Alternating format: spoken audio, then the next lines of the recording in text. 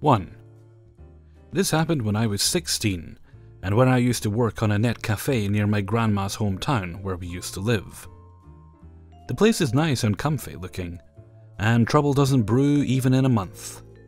Until this lady not far from my age gave me a headache. That morning I visited the cafe to see how things are. Then this girl approached me. Girl: "Excuse me, my PC is hanging, can you fix it?" Me: just press the little button near the power button." Girl: "And can you do it for me? I also need to print some files. Print them, do it now." Me: "Miss, I don't work here." Girl: "Yes you are, I've seen you at the counter serving people a few times." Me: "Well, yeah, but like I said, I currently don't work here anymore. I'm just a customer like you right now." Girl: "I see how it is. You're bailing on me. You just don't want to work and be lazy all day. You think it's easy for me to press a button?" Me: "For the love of..." Girl: "Now, go print my files or I will call your manager this instant." Me: "Sure, I will help." Girl: "There, see? Wasn't really so hard to do real work, right?" Me: "I said I will help. Help you get the manager." At this moment the girl is already cursing me for talking back and saying such ridiculous things to her. I was stressed out but laughing inside my head. With the commotion going on, the manager finally talked to the lady of what's happened. Girl: This employee of yours is very unethical. Talking back to me and cursing me. Do your job, mister." Manager: "I'm so sorry. I will discipline this person right away. Please take your seat and we will do the work that you requested." Girl: "Good. Now this is a worker." With a smug face. After that stressing event, I was shocked that the manager grabbed my hand and took me to her office, with just the two of us alone. Now, think you know where this is going, but not even that close. Manager: "What the hell were you doing to that person? That's a customer and you don't want to help her? That's not how things work here, young man. We have simple rules here. You're fired." Me: "Are you sure you're the manager here?" At this moment I'm laughing so hard the manager would hit me if she could. But no, I just simply walk out and chuckle on my way home. After 30 minutes inside a public vehicle, my phone is ringing. I answered and the manager was on the phone apologizing for what happened back in the net cafe. Turns out it was her first day. She overreacted and got scolded by the owner. Fun part is the owner and I are good friends even to this day. 2. This happened several years ago. I was a nighttime charge nurse over in the ICU. I just finished a 12-hour shift at my hospital that had turned into a rapid response right before shift change. Patient responded well. I was exhausted and had to return for a 4th shift in 9 hours. All I wanted were some items to drop in the slow cooker, so I'd have something to eat when I got up tonight. I stopped at a well-known big box store that sells groceries, clothes, electronics, the works. I'm wearing royal blue scrubs, a name badge with a big RN under it, and forgot to take my stethoscope off so it's hanging around my neck. The employees here, well, don't. As I'm walking towards the store, I see an elderly couple struggling to load a large box in their SUV, parked at the front of the store. And I mean old, 90 plus, shaky hands, teetering around with limited mobility, the kind I see with a med list 3 pages long. No way his hips would take the weight without snapping. And I've worked enough tonight. I approach quickly and address the female half of the couple, offering help. It was gladly accepted, and I got their TV loaded with very little difficulty. It was more cumbersome than heavy. I'm chatting with the woman who's explaining it's a gift for their son, and her husband hadn't wanted to wait for help. I'd wondered why an employee wasn't helping. That's when it happened. I will be RN, she will be entitled bitch. Entitled bitch: "Hey, hey." Startled, we stop our conversation and look over. It's a lady in her 50s dressed in a cheap-looking beige pantsuit, with a get-your-manager hairstyle standing about 15 feet away, with a hand on her overly broad hip. Entitled bitch: "If you are about done, I need help over here." She then points to her cart with 2 boxes of bookshelves, some assembly required. I realize she thinks I work here. RN. Oh, sorry, I don't work. Entitled bitch. You're already making me late. Just get it done, and don't scratch my paint up. The elderly lady and I exchange looks of disbelief, and I try again. RN. I don't work here. Entitled bitch. Just get it done! She then steps away from her cart to grab her purse, grumbling about fucking idiots, and is digging for her keys when the cart rolls further away and one wheel goes off the curb. The entire uneven load causes the cart to topple over. I instinctively jump forward to try to prevent everything from falling. I was unsuccessful. Entitled bitch has now turned to see her particle board bookshelves spilled out on the cement. Corners of the boxes crushed, and one has torn open with a few pieces and packaging now exposed. Entitled bitch completely loses her shit, and becomes a raging thunder cunt. Entitled bitch. What the fuck, you fucking moron! Pick them up! God damn it, fucking... I'm going to have you fired! You owe me new bookshelves and I'm late! At this point, I'm done. RN. Pick them up yourself. I don't work here. I then turn to go inside when I feel her grab my sleeve and try to yank me around. I jerk my sleeve out of the grip and turn to face her now violently red face. She opens her mouth to start screaming again, but I put my finger in her face and I say, RN, no, don't touch me, shut the hell up. I do not work here, and even if I did, I quit before I help you clean up your shit. Entitled bitch stands there speechless, mouth opening and closing, sputtering in shock that I've dared raise my voice to her.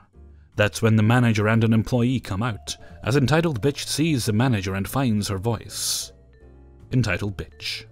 Are you the manager? This man damaged my bookshelves and is refusing to pay for them. I just stare in shock. Seriously? Having realized that a man in bright blue scrubs with a stethoscope and a big RN badge really doesn't work here. Instead of apologizing, she chooses to double down on the craziness and now accuses me of breaking her stuff. Before I can voice my denial, the elderly gentleman I'd helped earlier steps in and explains the situation to the manager. Entitled bitch is still voicing complaints, but the manager realizes the real situation and apologizes to me and the couple. I'm still standing by, watching angrily as the manager deals with entitled bitch and inspects the bookshelves. They are not damaged.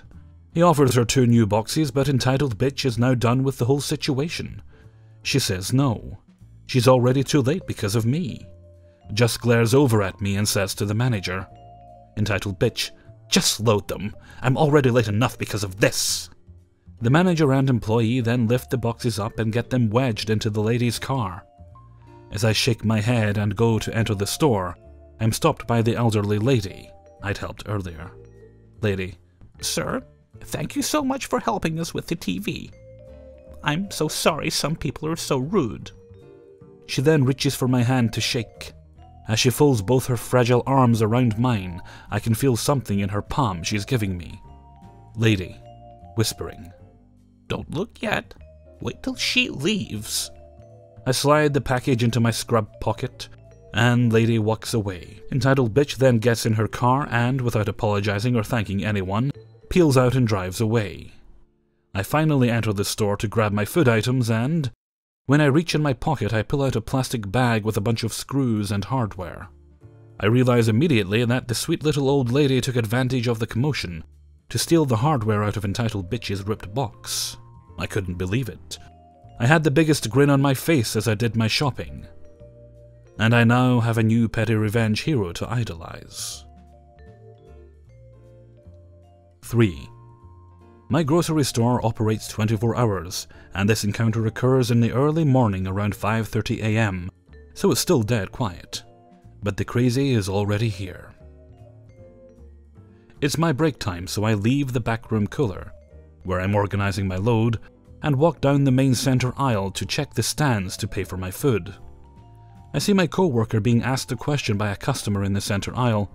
I join in and try to assist so my co-worker can go back to work. I'm weird like that, and I needed my co-worker to finish his job so I could take his forklift. Angry guy. Calm. Hey, Do you guys have any more of those carts?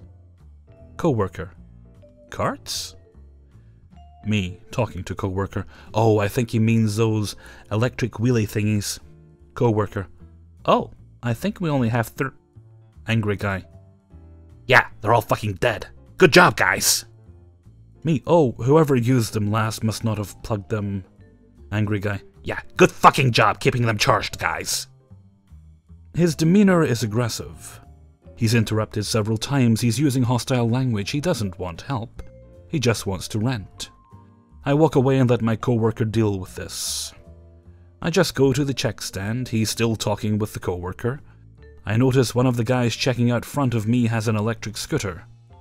I then feel him silently behind me. I don't acknowledge or say anything to him. The thought did cross my mind to tell Angry Guy to ask the guy up front for his scooter since he was done.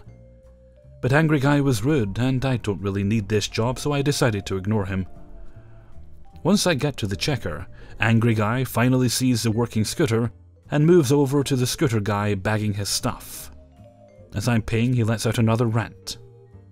Angry Guy. Next time, make fucking sure you go plug in your carts!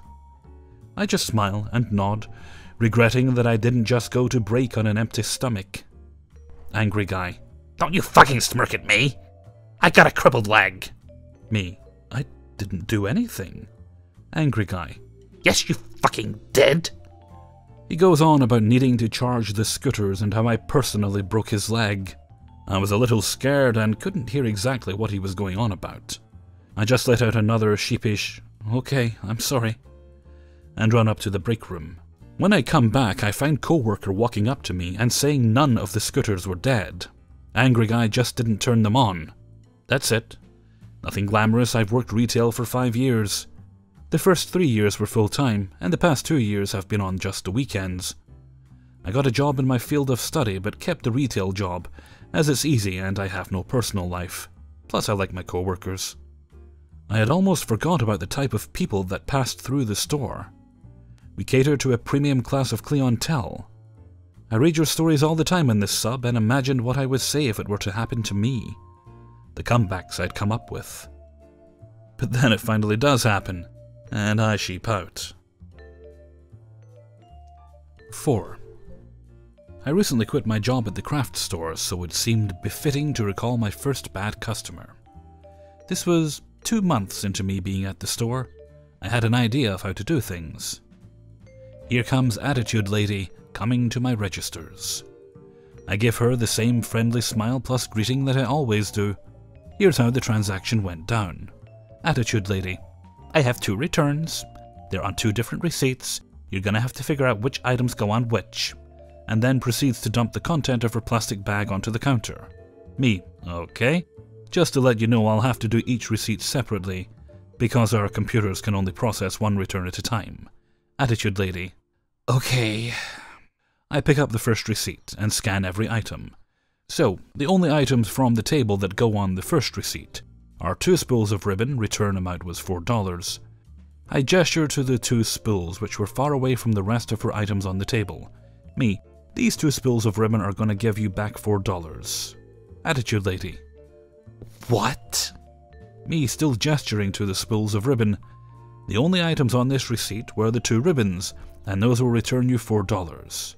Attitude Lady gestures to everything on the table. So you're telling me everything here is only worth $4? Me still keeping the customer service attitude. No ma'am, these 2 ribbons are going to return $4.